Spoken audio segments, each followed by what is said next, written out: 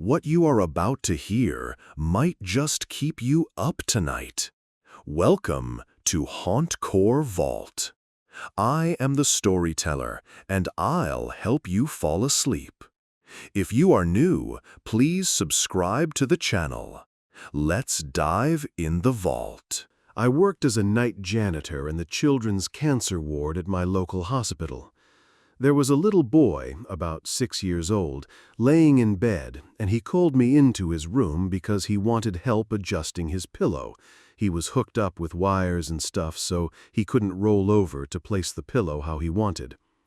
Figuring I'd be allowed to do it since a nurse wasn't really needed for it, I parked my cart outside of the room and went in.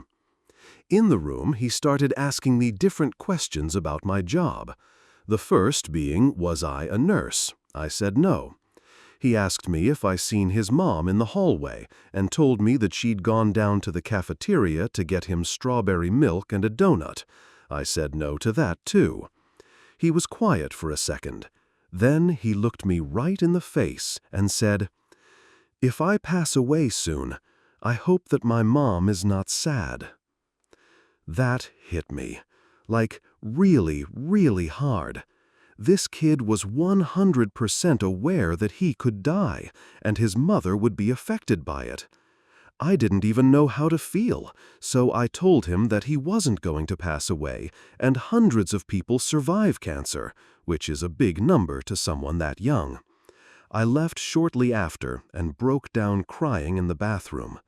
A few days later, I was wiping down the wooden support railings along the walls of that hallway, and his room was closed for cleaning plus disinfection. That sign is only hung outside of rooms when someone dies. When I was 16 in the mid-90s, my mother tried to end her life by taking a bunch of pills. This was in response to my future stepfather breaking up with her at the time. They were not married yet. He was an amazing guy, and she was, and still is, pretty terrible, so I don't blame him for wanting to leave her. But she was also the only parent I had at the time. She announced to me that he had broken up with her and that she had taken a ton of pills and was going to end her life. She said the only way she would make herself throw up or seek medical attention was if I called my stepfather and begged him to come back to her. Naturally, I did that very thing. He came back to the house, we got her medical attention, and the two of them worked it out. This would happen again 2 more times before I moved out of the house. Cut to 2021. My stepdad has been the most positive male figure in my life. He's been an amazing dad to me and a wonderful grandfather to my kids.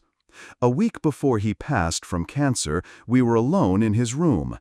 He told me on his deathbed that most of the reason he stayed with my mother was because he knew it was the only way I would ever have a normal life. I had suspected this deep down for a while, but it was heartbreaking to hear it confirmed. My mother knows something transpired between us toward the end of his life. She must have noticed my attitude toward her had changed significantly. We've never been very close, but I distanced myself from her even more. She's constantly asking me to tell her what we talked about, and I keep refusing.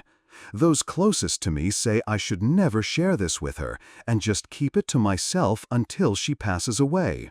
She's in her 70s and in terrible health, so I can't imagine it will be that long.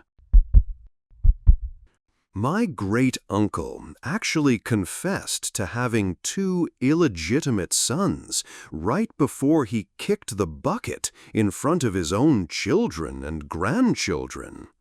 The crazy thing was that none of his children knew this life of his. Not even my great-aunt knew about it, because she would have made a huge fuss if she was alive at that time and knew about it.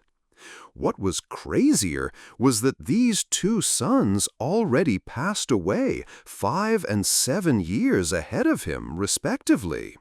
He was 98 years old, and his invisible sons were 65 and 69 years old. The children found out that one of his invisible sons actually was a teacher at a school that his granddaughters attended when they were in high school. Nevertheless, his children decided to reach out to the children of his invisible sons. They got connected and learned more stuff about my granduncle. The craziest thing was that I actually dated one of the granddaughters of one of the invisible sons. The one passed away at the age of 69 years old.